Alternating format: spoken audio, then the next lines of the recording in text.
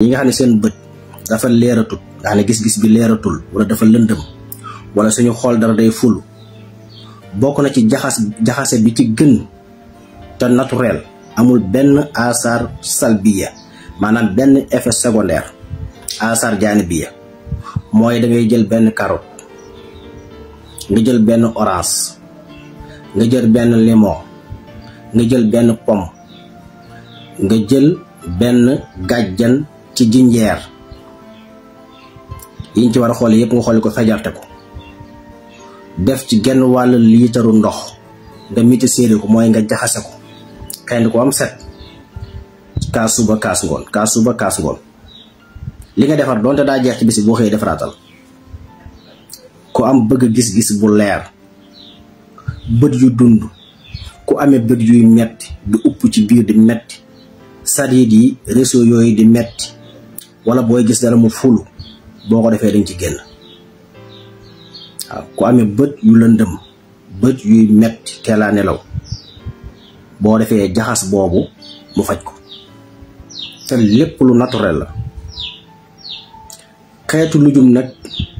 ak xeetu fruit boo koy jënd ci marché comme léegi posen yi daa bari produits chimiques yi bari seetal ba ci gën a yor looy jënd fóon ko ba mu yor nget gi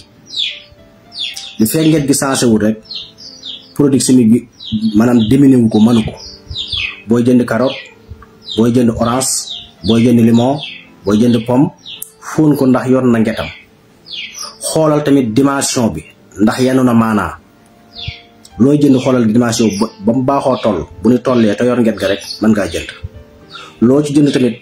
te wóolu woo ko def ko ci defukaay tàngal ndox ba mu tàng nga sotti ko ci bàyyi ko ba ndox mi xaw a sedd nga seppe ko mu wàññi ingrédient bi ñu ci defoon wala engrais bi ñu ci defoon door koo jëfandikoo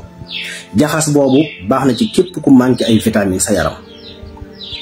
waaw baax na ci butit colon yi baax na ci foie muy res baax na ci yeneen ak yeneen baax na ci yaram muy ruux baax na ci yaram muy tàng waaye rawatina ñi amee jafe-jafe bët kooku day leeral bët day dundal fiil yi nga xam ne sadiid yi nga xam ne ñoo ne ci biir bët bi léeg-léeg muy upp di metti yépp da koy defar ba mu baax ci même jaxas boobu maa ngi nuyu ñëpp di siyaare ñëpp di ñaanal ñëpp jàmm ak tawfeex di ko sàkku ci yéen di dellu di yeesal sama taalibe ak sama cofeel ak sama mbëggeel